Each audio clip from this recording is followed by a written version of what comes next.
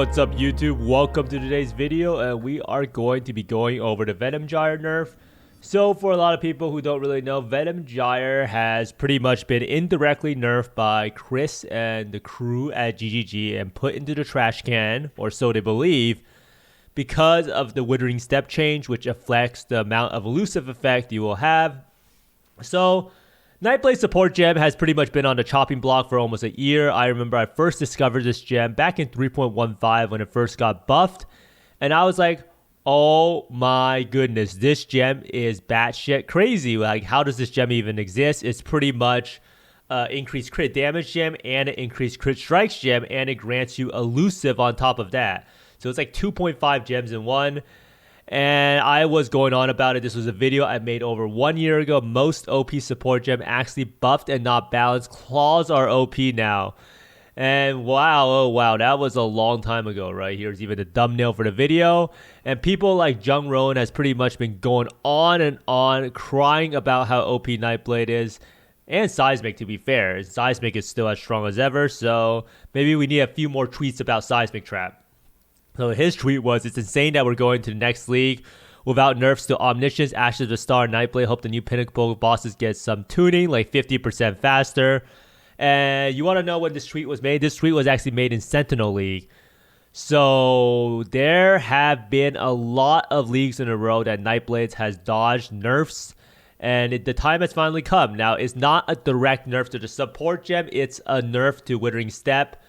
Now, you might be wondering, how does Withering Step actually affect Nightblade? Well, right now, if you read the problem that GGG identified, Withering Step could be used to keep up a far stronger elusive effect on average, especially in combination with the Nightblade support. Normally, you have to wait for elusive to gradually lose effectiveness and fall off before you can gain elusive again. But with Withering Step, you could replace the existing elusive buff with that of Withering Steps and then use any skill to lose elusive again. So what does this mean? So this means that Withering Step can no longer be used while already elusive. This change shouldn't affect builds that don't have ways to gain elusive outside of Withering Step.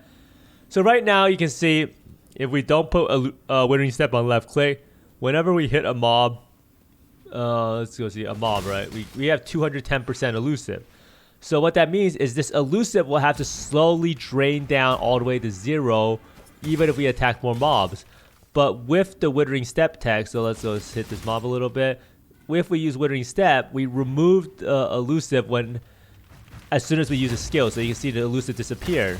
So what this means is that we are able to keep the elusive somewhere around like 180% on average. Now this is pretty big, because this means that if we go to the PoB, our average elusive effect will be higher. So you can see here, the elusive effect never really drops that much below 160%. Because as soon as we attack again, we apply it. So you can see this number probably is around 180, 190% average for the elusive effect.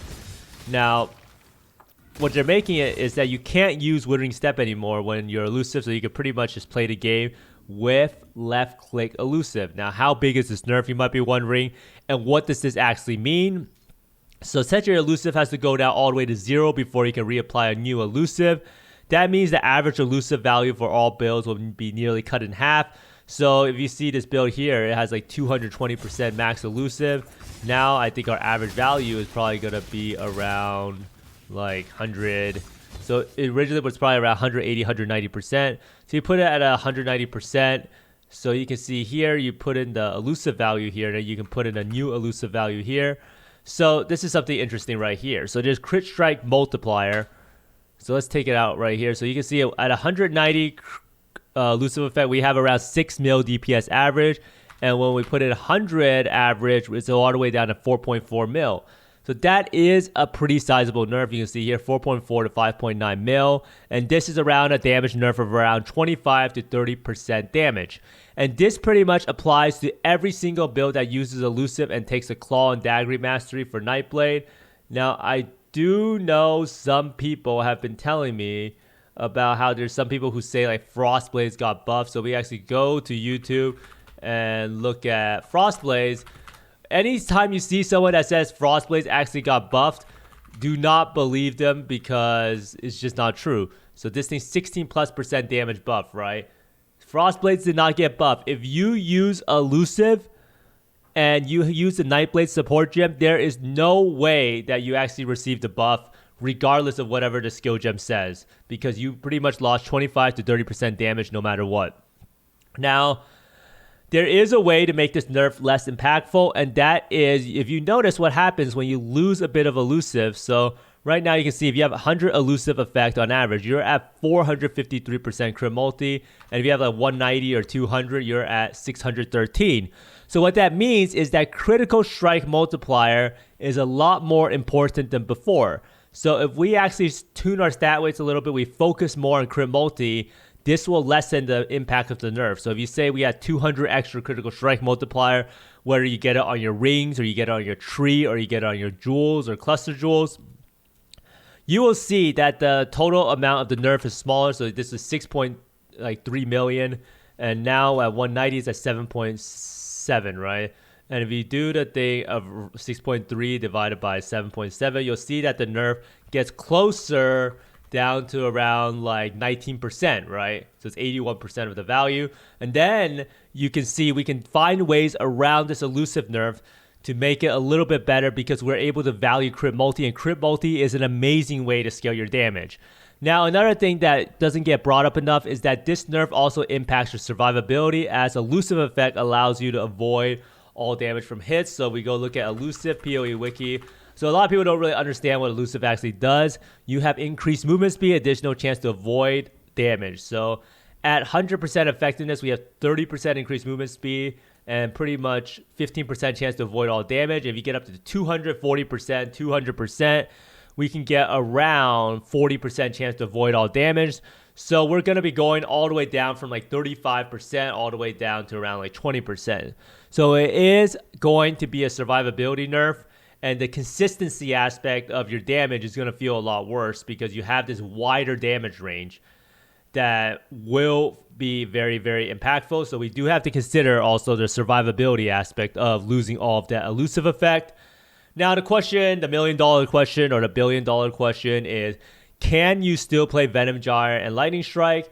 And in my opinion, even with a 25 to 30% damage nerf, and when you specialize more into crit multi, I do think that Venom Gyre and Lightning Strike are really that strong that both builds are still viable for all content. However, it is no longer like the best league starter. You know, in the past leagues, I could tell you, look you straight in the face and tell you, Venom Gyre and Lightning Strike are probably going to be the best league starters if you want to finish all the content, you want to build that can scale reliably into endgame and do all content. Now all I can tell you is that Venom Gyre and Lightning Strike are very good. They can get you through the whole game, and you can do Ubers with them, but I can't tell you it's going to be the fastest and best no matter what, and there's going to be other options that are valid. Now, Lightning Strike also saw a nerf to projectiles that could be problematic for clear. And that is something that I don't really know how that will play out. Technically, it shouldn't really matter that much because all that really matters is how many enemies you pierce. Generally, the number of projectiles is not that big of an issue. But there's one saving grace for Evolve Venom Gyre, is that there's actually going to be a Vol version of the skill. Now, it hasn't been released yet. Bex has only showed us Vol Caustic Arrow and Vol Volcanic Fisting.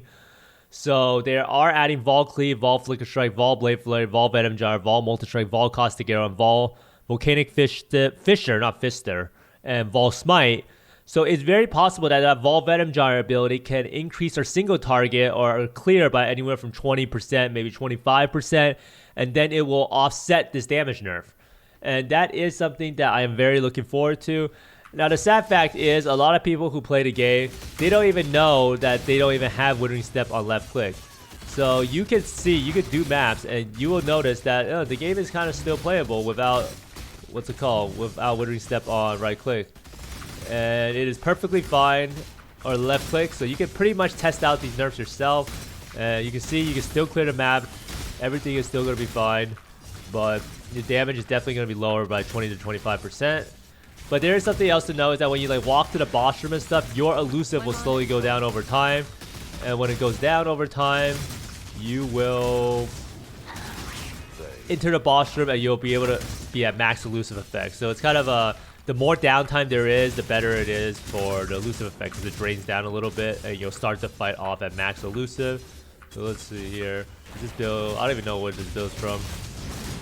Yeah, this build was like the iteration 1 and it doesn't have flame wall. But you can see here, I mean, I could do a comparison, but it is what it is. I don't even know how good the gear is on this character, but you can see you can still do the boss fights, although I did have a head on her, so it's kind of cheating. And it does kind of work. Now, overall, not having to use Withering Step does mean that you don't have to worry about your Flame Dash charges. I know whenever people do any bossing, it is kind of annoying having to deal with the Flame Dash charge. Let's see how good this gear actually was. Lightning exposure. Oh, this is my BPL character. Oh, this weapon is actually really good. I'm not up to that just Is this yet. this is not a cluster tree, right? Oh, it's a 1 cluster, but no medium clusters. Mantra of Flames is getting removed too, which is a huge problem. But that's a topic for another video. So not having to use Withering Step means we'll have more Flame Dash charges for bossing. Our keybind setup will pretty much just go from this to this. So we'll also gain back a gem slot, and the gem slot does help out a lot because this build is pretty socket starved because we have to have a Whirling Blaze with Tornado and stuff like that. Now, if you're actually considering doing Spectral Helix, Nightblade Trinity, that build actually got completely decimated. It got the Nightblade Nerf for 25 to 30%. And then it also got the Spectral Helix nerf, another 30% to 40% nerf. So that build got completely dumpster. Now, every other skill that used Nightblade and Elusive also received a huge nerf, which is why I feel like this patch was not great for build diversity. So like if you look at videos that recommend Frostblades or Wild Strike, you have to think about it that all those builds pretty much received a nerf, even though GGG kind of tried to market this league as a melee buff. That's just simply not true for a lot of strike skills that depended on Nightblade. But overall, I do think Venom Gyre is still capable of being league starter, but I do think that maybe we should wait to see how evolved Venom Gyre is and how good it is, because this will make a relatively big difference, especially if you consider the power of Vol Lightning Strike. Vol Lightning Strike is absolutely crazy for bosses, and Venom Gyre really just needs like a single target oomph ability since its clear is so good. So hopefully we get something good, but I do think that both builds are playable. They're just not the best out of the best anymore. But thanks for watching, everyone. I hope this video cleared up how they actually nerfed Nightblade and Elusive and what you can expect to see from your DPS. Let me know down in the comments below if you will even consider starting Venom Gyre or Lightning Strike. I hope you find more Mirrors, Exalted Orbs, Divines, and Mage Bloods than me. And see you next time. Bye!